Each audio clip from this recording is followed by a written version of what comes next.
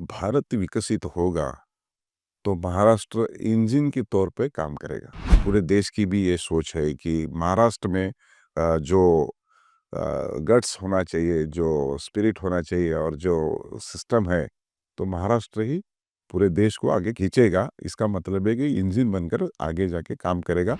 आप महाराष्ट्र में जो लेजिस्लेटिव काउंसिल हैं उसके अध्यक्ष के रूप में आप अपनी सेवाएं करते हैं। इतनी बड़ी जिम्मेदारी आपके कंधों पर है। जनसेवा का और जनप्रतिनिधि का आपके मन में कैसा है? तो मैंने बोला कि आपके स्कूल के जीवन में जैसा मॉनिटर करता था, वैसे ही मेरा जीवन ये इसी वो और बढ़ रहा था। मैं एक ऐसा व्यक्ति हूँ कि जो एक अकेला पर्सन है कि जिसको स्टेट के मिनिस्टर से कैबिनेट के लिए इलेक्ट किया।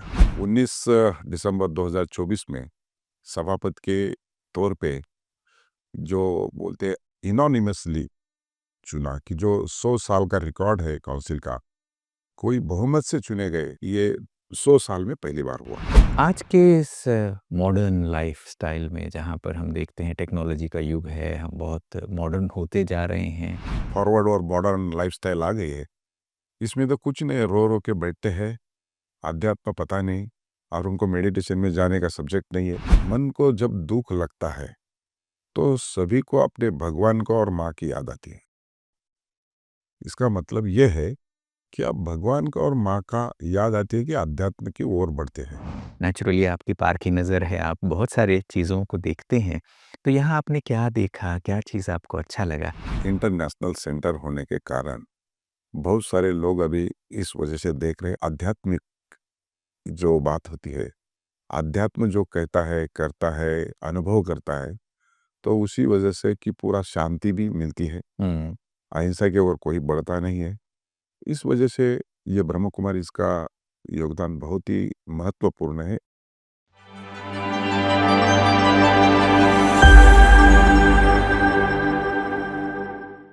नमस्कार। माइंडफुल मोमेंट्स इस कार्यक्रम में आप सभी का स्वागत है। माइंडफुल मोमेंट्स में हर बार जब हम किसी से बातचीत करते हैं तो ये बात पता चलती है कि हर व्यक्ति के मन में क्या चल रहा है। व्यक्ति का मन ही तो उसके जीवन को आगे बढ़ाता है। कहा ही जाता है कि हर एक विचार ही एक बीज के रूप में ज़मीन पर आते हैं, फिर उससे एक पौधा निकलता है और वही एक बड़ा वृक्ष बनता है। आज जो कुछ हम बोलते हैं, करते हैं या जो कुछ आज हम जीवन में साधना करते हुए दिख रहे हैं, वो सब कुछ किसी न किसी मोड़ पर एक विचार ही तो था। तो मन के इन विचारों पर ध्यान देना, माइंडफुल रहना व्यक्ति को जीवन में आगे बढ़ाता है। आपका मन ही आपको डिफाइन करता है कि आप क्या बनते हो या आप क्या हो। ऐसे में जब भी हम किसी प्रख्यात व्यक्ति से मिलते हैं, ऐसे लोगों से मिलते हैं जिन्होंने जीवन में कुछ किया है या हासिल किया है, तो पता चलता है कि उन्होंने अपने मन के ऊपर बहुत ध्यान दिया है, अपने विचारों को सोच समझ कर सोचा है और लोगों के भलाई के लिए, अपने जीवन को आगे बढ़ाने के लिए फोकस्ड तरीके से काम पे लगाया है। आइए आज माइंडफुल मोमेंट्स में हम एक ऐसे ही व्यक्तित्व से मिलते हैं जिन्होंने अपने मन को जन सेवा में लगाया। और जनसेवा करना इतनी आसान बात नहीं है। जब आप पब्लिक के बीच में होते हैं, वहाँ पर आपके अंदर एक लीडरशिप क्वालिटी चाहिए, मार्गदर्शन दिखाने की कला आनी चाहिए, खुद उसका उदाहरण बनना चाहिए। आज हमारे साथ स्टूडियो में जुड़ रहे हैं प्रोफेसर राम शिंदे जी। प्रोफेसर राम शिंदे जी पेशे से तो एक प्रोफेसर हैं, मगर वह महाराष्ट्र लेजिस्लेटिव काउंसिल के चेयरपर्सन के रूप में महाराष्ट्र गवर्नमेंट में सेवाएं देते हैं। अब आप सोचिए एक जनप्रतिनिधि जो जनप्रतिनिधियों के इतने बड़े संगठन को मार्गदर्शन देता हो, तो आप समझ सकते हैं उनकी ज़िम्मेदारियाँ कितनी होंगी। व्यक्ति इस लेवल तक पहुँचता तो है मगर उसकी यात्रा कैसी रही है, यह भी समझना आवश्यक है। आइए करते हैं इनसे बातचीत। सर आपका स्वागत है। नमस्कार। पहले तो जब हम माइंडफुल मोमेंट्स कहते हैं तो लोगों को लगता है कि हर व्यक्ति के जीवन में कुछ ऐसे मोमेंट्स आए होते हैं जहाँ पर वो माइंडफुल रहते हैं, जहाँ पर उनके जीवन में कुछ ऐसी घटनाएँ हुई हैं, ऐसी प्रेरणाएँ आई हैं, जिन्होंने उनके आगे बढ़ने के लिए, लोगों का बेहतर करने के लिए, जनसेवा के लिए, लोक कल्याण के लिए कुछ करने को प्रेरित किया है। और आप एक जनप्रतिनिधि हैं, जनसेवा आप इतने लंबे समय से करते आए हैं। लोग ये देखते हैं कि हाँ, अब तो आराम की ज़िंदगी है, आप तो नेता हैं, ऐसा लोग देख लेते हैं, मगर ये नहीं जानते कि आपकी शुरुआत कैसे हुई है, कहाँ से आप शुरू करते हुए इस यात्रा में यहाँ तक पहुँचे हैं। थोड़ा इस बारे में बताइए कि कहाँ से आप बिलॉन्ग करते हैं? कैसी आपकी ये यात्रा रही जनसेवा की? जनसेवा की यात्रा तो ऐसी रही है कि मेरा जन्म बहुत ही छोटे किसान के फैमिली में हुआ है। और जब मैं बचपन में था तो बहुत सारी मुश्किलों का सामना मेरे पिताजी और माताजी कर रहे थे और हमारा पूरा फैमिली कर रहे थे। लेकिन मेरा जो पहले से ऐसा वर्तन रहा कि जो कंट्रोल करते हैं, जो डोमिनेटिंग पर्सनैलिटी होती है, ऐसा एक पहले से ही मेरा ये जीवन रहा है। यानी कि मैंने बचपन से ही जो स्कूल में पढ़ता था तभी भी मॉनिटर था। हुँ। जब कॉलेज में गया तो क्लास रिप्रेजेंटेटिव रहा और ज़्यादा एक्सपोज़र मिला। मैं वैसे ही फैमिली में बच्चा अकेला है, मेरे 3 बहनें हैं और मुझे मेरे फैमिली में मेरे पिताजी, माताजी कोई शिक्षित नहीं है और बहनें भी शिक्षित नहीं है। लेकिन मुझे उन्होंने पढ़ाया और मैं कभी फेल हुआ नहीं है। अच्छी मार्क्स लेके मैंने अच्छी तरह से पोस्ट ग्रेजुएट का भी शिक्षण लिया है। और मैंने अभी पहले बोला कि जो जनसेवा का और जनप्रतिनिधि का आपके मन में कैसा है? तो मैंने बोला कि आपके स्कूल के जीवन में जैसा मॉनिटर करता था, वैसे ही मेरा जीवन ये इसी वो और बढ़ रहा था। और जैसे मेरा एजुकेशन ख़त्म होने के बाद मैं लेक्चरर था, सीनियर लेक्चरर। और सीनियर लेक्चरर के समय में जब 1995 के दौरान हमारा गांव है जो बहुत ऐतिहासिक है और वो गांव का नाम चोंडी है, हुँ। तालुका जामखेड़, जिला अहिल्यानगर है और पुण्यश्लोक अहिल्या देवी होलकर का वो जन्म गांव है। हुँ। और अभी इस साल हम 300 बर्थ एनिवर्सरी पूरे देश में मना रहे हैं। और उसी दिन 25 अगस्त 1995 में तब के तत्कालीन वो chief minister Manohar Joshi, deputy CM Gopinath ji मुंडे और ग्राम विकास मंत्री अन्ना डांगे वहाँ आए थे। तो मैं बीच-बीच में ऐसा घूम रहा था। गाँव की ओर तो बहुत मेरी अहिल्या देवी के समर्पण में बहुत पहले से अच्छा मेरा प्रेरणा रही है। हुँ। तो उसी दौरान उन्होंने बोला कि ये आपको ही सब देना है, देखना है और डेवलपमेंट के बारे में सोचना है। तो मैं बहुत डिसिप्लिन पर्सन हूँ कि कॉलेज में बहुत डिसिप्लिन करता था। मैं वैसे स्पोर्ट्समैन भी हूँ, एथलेटिक्स हूँ और मुझे उन्होंने बोला कि ये काम करने के लिए आपको ये सर्विस छोड़ना पड़ेगा। हुँ। तो मैंने सर्विस छोड़ दिया। बाद में मैं 2000 को गांव का सरपंच बना। उसके बाद 2007 में मेरी वाइफ तहसील की मुखिया सभापति बन गई। उसके बाद लगातार मैं पार्टी के और भी बहुत सारे पोस्ट मुझे मिले, मंडल अध्यक्ष, जिला अध्यक्ष, भारतीय जनता पार्टी में काम करते हुए। उसके बाद में मैं स्टेट का जनरल सेक्रेटरी भी रहा और 2007 आफ्टर डिलिमिटेशन 2009 में मैं सरपंच के बाद एमएलए भी चुन गया। हुँ। और उसके बाद जनरल सेक्रेटरी, एमएलए और उसके बाद सेकंड टेन्योर भी मुझे मिनिस्ट्री मिली। और मैं एक ऐसा आदमी हूँ, देवेंद्र जी फडणवीस जब अभी भी ऑनरेबल चीफ मिनिस्टर हैं महाराष्ट्र के, उनके मंत्रिमंडल में मुझे काम करने का मौका मिला। और मैं एक ऐसा व्यक्ति हूँ कि जो एक अकेला पर्सन है कि जिसको स्टेट के मिनिस्टर से कैबिनेट के लिए इलेक्ट किया। हुँ। और बहुत सारे पोर्टफोलियो अभी सबकी ओर सोचते हैं कि ये वाटर कंजर्वेशन करना ज़रूरी है। हुँ। और हमारे ऑनरेबल चीफ मिनिस्टर बहुत विजनरी है। उन्होंने ऐसा एक प्रोग्राम लाया और वो फ्लैगशिप प्रोग्राम था। वो वाटर कंजर्वेशन के डिपार्टमेंट का जलयुक्त शिवार अभियान, और वो जलयुक्त शिवार अभियान की जिम्मेदारी मेरे ऊपर सौंपी। और तकरीबन महाराष्ट्र के अंदर 6,50,000 काम उसके अंदर हमने किए। हुँ। 22,000 गांव में हम पहुंचे।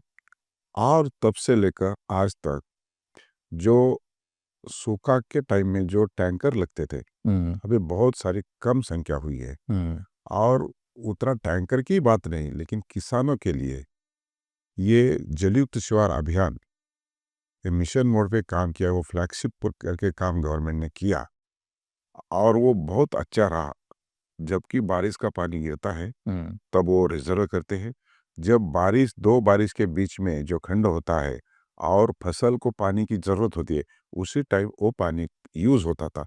इसका मतलब है कि किसान के लिए लॉस कम होने के चांसेस है और बहुत सारा प्रोडक्शन भी बढ़ गया। बढ़ गया। ऐसा धीरे-धीरे मैं इसमें आ गया। अभी भी मेरा 2 चुनाव में चुनाव हार गया, लेकिन मेरे मेरे में जो मेरे हायर अथॉरिटीज़ ने जो स्पार्क देखा और मैं मेंबर ऑफ लेजिस्लेटिव असेंबली के बाद मैं अभी काउंसिल में आ गया और अभी दिसंबर 2024 में फिर एक बार मैं असेंबली का चुनाव डिफीट हो गया, बिल्कुल कम मार्जिन से। हुँ, बहुत बड़ी फैमिली है जिसका जिसका पूरे देश में नाम है, उसके फैमिली के सामने मैं लड़ा और 622 वोट से चुनाव हार गया। फिर मुझे 19 दिसंबर 2024 में सभापति के तौर पे जो बोलते हैं इनोनिमसली चुना कि जो 100 साल का रिकॉर्ड है काउंसिल का, कोई बहुमत से चुने गए, बिन विरोध हो गए, लेकिन पूरे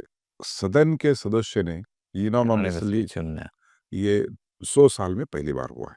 बिल्कुल, ये दिखाता है कि आपके अंदर की जो विशेषताएँ हैं, गुण हैं, लोगों ने देखा है, आपकी लीडरशिप क्वालिटीज़ भी दिखते हैं।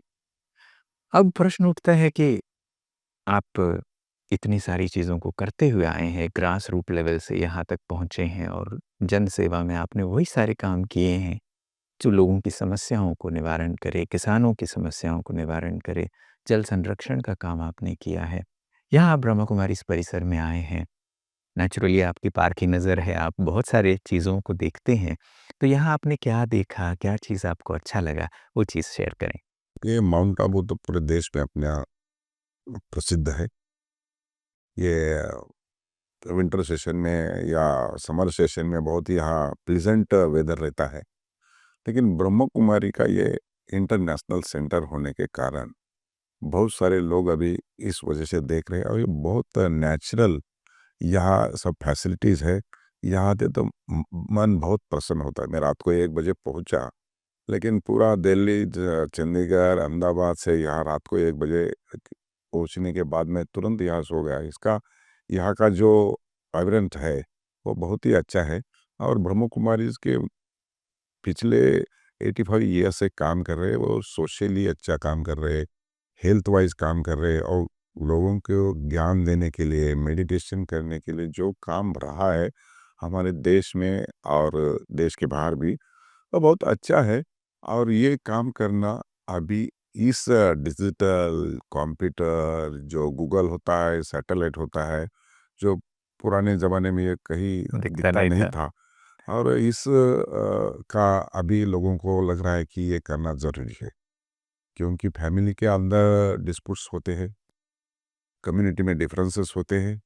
तो एक ही ये सब्जेक्ट है कि आध्यात्मिक जो बात होती है, आध्यात्म जो कहता है, करता है, अनुभव करता है, तो उसी वजह से कि पूरा शांति भी मिलती है। हुँ। अहिंसा की ओर कोई बढ़ता नहीं है। इस वजह से ये ब्रह्म कुमारी इसका योगदान बहुत ही महत्वपूर्ण है, अभी भी इस दौरान ये 21वीं सदी में भी। जैसे आप अध्यात्म की बात कर रहे थे, प्राचीन समय से लोग भारत को अध्यात्म की जननी के रूप में देखते हैं, योग की जन्मभूमि के रूप में देखते हैं। अभी भी बहुत सारे देश-विदेश के सैलानी भारत आते हैं, इसके आध्यात्मिकता की ओर खींचे हुए। आज के इस मॉडर्न लाइफ़स्टाइल में जहाँ पर हम देखते हैं टेक्नोलॉजी का युग है, हम बहुत मॉडर्न होते जा रहे हैं, बहुत हम अपने आप को साइंटिफिक कहने लगे हैं। ऐसे समय में भारत की जो प्राचीन आध्यात्मिक परंपरा है, उसकी सांस्कृतिक विरासत है, अ, वो कितना मायने रखती है, वो कितना प्रासंगिक है आज के लिए, आप इसको कैसे देखते हैं? भारत देश दो सांस्कृतिक विरासत तो है, वो प्राचीन अध्यात्म है। पूरे विश्व में ऐसा कोई सिस्टम है नहीं। मैं पूरा ये पॉलिटिक्स में आने के बाद बहुत सारे देश में भी मुझे जाने का मौका मिला, लेकिन ये आध्यात्म किसी देश में इतनी ऊपर लेवल तक है नहीं। और जब भी मैंने बोला कि जो डिफरेंस है, डिस्प्यूट है, जो होता है, मन को जब दुःख लगता है, तो सभी को अपने भगवान को और माँ की याद आती है। हुँ। इसका मतलब ये है कि आप भगवान का और माँ का याद आती है कि अध्यात्म की ओर बढ़ते हैं। तो ये फॉरेन कंट्रीज़ में, अब्रॉड में जब ये अध्यात्म और फॉरवर्ड और मॉडर्न लाइफ़स्टाइल आ गई है, इसमें तो कुछ नहीं, रो-रो के बैठते हैं, अध्यात्म पता नहीं और उनको मेडिटेशन में जाने का सब्जेक्ट नहीं है। इसलिए तो हमारे ऑनरेबल प्राइम मिनिस्टर नरेंद्र जी मोदी ने 21 जून के लिए जो योगा शुरू किया, तो पूरे देश में उन्होंने एप्रिशिएट किया कि योगा में कितना दम है, योगा में कितना पावर है। तो इसीलिए हमारी भारत देश जो है, प्राचीन जो पुरातन और सांस्कृतिक विरासत पूरा वर्ल्ड हमारे ओर देखते हैं और वो अपने अपने जैसे जो ऑर्गेनाइजेशन है, जब से ये ब्रह्म कुमारीज़, तो वो एक अग्रगण्य हिस्सा भी है कि अपनी सांस्कृतिक और आध्यात्मिक का सब्जेक्ट लेके इतने दिन से काम कर रहे हैं और पूरे विश्व में काम कर रहे हैं। तो निश्चित तौर पे हमारा भारत आने वाले दिनों में, जब हम हमारे ऑनरेबल प्राइम मिनिस्टर कहते हैं कि विकसित 2047, तो पूरे वर्ल्ड का ध्यान अपनी ओर जा रहा है। इसका मतलब हम केंद्र है, विश्व का केंद्र आने वाले दिनों में बनेगा ही। अभी भी है लेकिन पावर से आने वाले दिनों में बनेगा। क्योंकि आप विकसित भारत के इस लक्ष्य को हमारे सामने लेके आए और आप महाराष्ट्र में जो लेजिस्लेटिव काउंसिल हैं, उसके अध्यक्ष के रूप में आप अपनी सेवाएँ करते हैं, इतनी बड़ी ज़िम्मेदारी आपके कंधों पर है। तो इस विकसित भारत के जो परिकल्पना है, उसको साकार करने में महाराष्ट्र की भूमिका आप कहाँ देखते हैं? क्योंकि आप उस क्षेत्र से जुड़े हैं, उसके बारे में थोड़ा बताएँ। विकसित भारत का महाराष्ट्र का जो योगदान रहेगा, वो पूरे देश के अंदर वो फर्स्ट रहेगा। हमारे प्राइम मिनिस्टर ने भी कहा है किसी पब्लिक मीटिंग में कि भारत विकसित होगा तो महाराष्ट्र इंजन के तौर पे काम करेगा। यानी कि इंजन इसके मतलब है कि फर्स्ट वेव महाराष्ट्र में रहेगा और वैसे भी महाराष्ट्र फॉरवर्ड है, मॉडर्न भी है, इंडस्ट्री भी बहुत सारी है, खेती का भी सब्जेक्ट अच्छा है और जब हमारे देश की कैपिटल तो दिल्ली है, लेकिन फाइनेंस कैपिटल तो मुंबई है। मुंबई है। इसका मतलब फाइनेंस तो ज़्यादा मुंबई में है और महाराष्ट्र में है। तो महाराष्ट्र आगे जाएगा तो देश आगे जाएगा। ये हमारी महाराष्ट्र की जनता की सोच नहीं, तो पूरे देश की भी ये सोच है कि महाराष्ट्र में जो गट्स होना चाहिए, जो स्पिरिट होना चाहिए और जो सिस्टम है, तो महाराष्ट्र ही पूरे देश को आगे खींचेगा। इसका मतलब है कि इंजन बनकर आगे जाके काम करेगा और विकसित 2047 भारत बनेगा। और जो मोदी जी हमारे ऑनरेबल प्राइम मिनिस्टर है, उन्होंने जो कहा है, वो हमारे महाराष्ट्र की जनता का काम करना ड्यूटी है। एक आखिरी प्रश्न मैं आपसे पूछना चाहूँगा। बहुत सारे हमारे युवा साथी जो आज सोशल मीडिया पे है, वो हर प्रकार की चीज़ों को सुनते हैं, इस कार्यक्रम को भी देख रहे होंगे।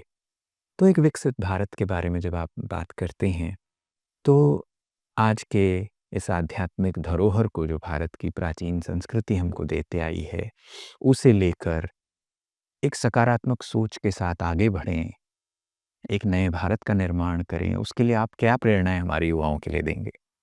मैं अपने इस इंटरव्यू के माध्यम से युवाओं को यही कहना चाहूँगा कि युवाओं को बहुत ईज़िली सोशल मीडिया के अंदर इन्फॉर्मेशन मिलती है। वो अच्छा है, बिल्कुल अच्छा है। कोई उसका क्रिटिसाइज़ करना मैं नहीं चाहता हूँ क्योंकि ईज़ी अवेलेबल होता है, उसका ज्ञान में परिवर्तन करना, हुँ, ये ज़रूरी है। सोशल मीडिया तो बहुत सारा पूरे पहले ज़माने में पहले सुबह लोग उठते तो चाय पीने के टाइम में न्यूज़पेपर पढ़ते थे। अभी न्यूज़पेपर दिखते खैनी नहीं देते। दिखाई नहीं देते। पहले बीच में टीवी देखते थे। अभी जब ही आदमी सुबह-सुबह अर्ली इन द मॉर्निंग उठता है तो पहला मोबाइल देखता है। इसका मतलब सोशल मीडिया है, पूरा विश्व अपने हाथ में आ गया है, देखते हैं, अच्छा है लेकिन उन्होंने बैलेंस करना चाहिए। अपना फ्यूचर भी देखना चाहिए, अपना हिस्ट्री क्या है, वो भी देखना चाहिए वर्तमान में क्या करना स्थिति है। मैं युवाओं का बहुत बड़ा चैलेंज है कि किसी एक सब्जेक्ट के लेकर उसको पीछे भागना ठीक नहीं है। आप ये ऑलराउंडर के सिस्टम से काम करना ज़रूरी है, तभी हम फ्यूचर का अच्छा कर सकते हैं और करेंगे। इसलिए सोशल मीडिया और वो विकसित भारत के लिए जो हमारी युवाओं की शक्ति है, ये अच्छे काम के लिए आना ही ज़रूरी है, क्योंकि यही हमारी शक्ति है हुँ। और यही हमारा भविष्य का विज़न भी है। और हमारे जब जो अमेरिका, जो चाइना जब थ्रेट देते हैं, तो भारत के अंदर जो पोटेंशियल है, भारत को जो पोटेंशियल है वो इनकैश करना चाहते हैं।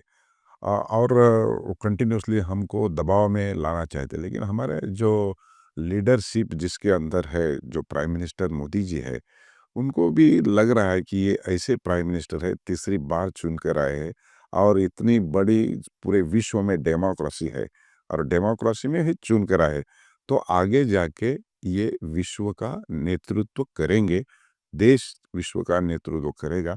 इसलिए अमेरिका हो, चाइना हो और जो फॉरवर्ड कंट्रीज़ है, वो हमको डरा धमका कर अभी चुप नहीं बैठा सकते, क्योंकि हमारी युवाओं की शक्ति पूरे देश में सबसे ज़्यादा अच्छी है। मेरा आपके माध्यम से यही कहना है कि हमारे युवा बहुत अच्छे हैं और अपना विज़न भी देखेंगे, खुद का ही देखेंगे, देश का ही देखेंगे और कम्युनिटी का भी अच्छा करने का सोचेंगे। यही मेरा प्रार्थना है और ये आपके टीवी के माध्यम से ज़रूर युवाओं की दिशा वही तरफ जाएगी। बहुत ही सुंदर आपने ये बात कही, आपने ये संदेश दिया। जब हम ऐसे जनप्रतिनिधियों से मिलते हैं जो उनके लीडरशिप से एक इंस्पिरेशन का मॉडल सेट करते हैं, वो एक मार्गदर्शन देते हैं कि हाँ, आने वाली पीढ़ी इस तरीके से आगे बढ़े और आपकी ये शुभ कामनाएँ और शुभ भावनाएँ उनके प्रति हैं, तो वो अंदर से मोटिवेटेड फ़ील करते हैं कि हाँ, पता चलता है कि हम सही रास्ते पे हैं, हम सिर्फ़ अपने लिए नहीं, मगर राष्ट्र निर्माण का कार्य कर रहे हैं। आज समय निकाल कर आप हमारे बीच पहुँचे और आपने अपने इन प्रेरक विचारों को हमारे साथ शेयर किया। इसके लिए आपको बहुत-बहुत धन्यवाद। नमस्कार। नमस्कार। दोस्तों, आज हमने प्रोफ़ेसर राम शिंदे जी से बातचीत की। उनकी बातचीत में हमें ये सब चीज़ें पता चलती है कि व्यक्ति लोक कल्याण के लिए, जन सेवा के लिए जब सोचता है, तो उसके अंदर कितनी बड़ी विज़न की बात होती है। नेतृत्व या मार्गदर्शन, लीडरशिप जब हम कहते हैं, तो ये सारी चीज़ें समय से सीखते-सीखते आती हैं। एक छोटे-छोटे कदमों से जब आप बढ़ते हुए आगे बढ़ते हैं, तब जाके आप एक बड़ी मंज़िल तक पहुँचते हैं और किसी को भी लीडर बनना, ये आसान बात नहीं है। अपने अंदर प्रेरणाओं को भरे रखना, अपने रूट से जुड़े रहना, अपनी सांस्कृतिक विरासत को समझना और साथ-साथ आज के समय पर भी सकारात्मक सोच रखना, एक नव-निर्माण के लिए नई सोच रखना, ये प्रेरणाएँ आवश्यक हैं। और भारत के आध्यात्मिक विरासत को जब हम देखते हैं, तो इन्हीं चीज़ों से हमें जोड़ते आई है। हमें ग्राउंड रहना सिखाते आई है और मार्गदर्शन करना सिखाते आई है। आज के माइंडफुल मोमेंट्स में इतना ही। फिर मुलाकात होगी, तब तक के लिए नमस्कार।